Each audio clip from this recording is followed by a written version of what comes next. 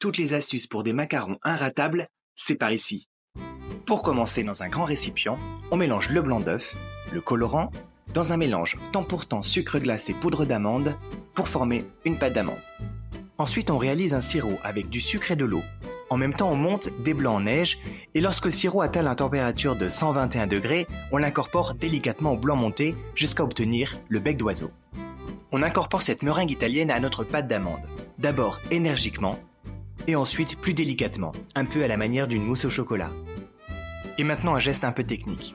À l'aide d'une corne, on écrase la pâte pour faire retomber les blancs. L'appareil doit être lisse et brillant, c'est ce qu'on appelle le macaronnage.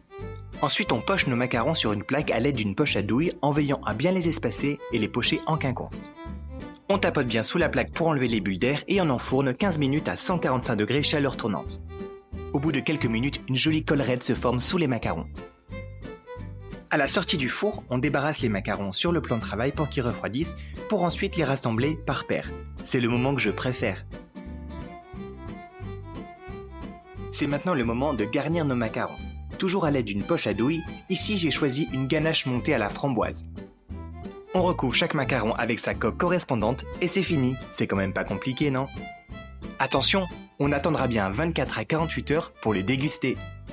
Si tu veux tous les ingrédients, commente macaron et je t'envoie la recette en détail.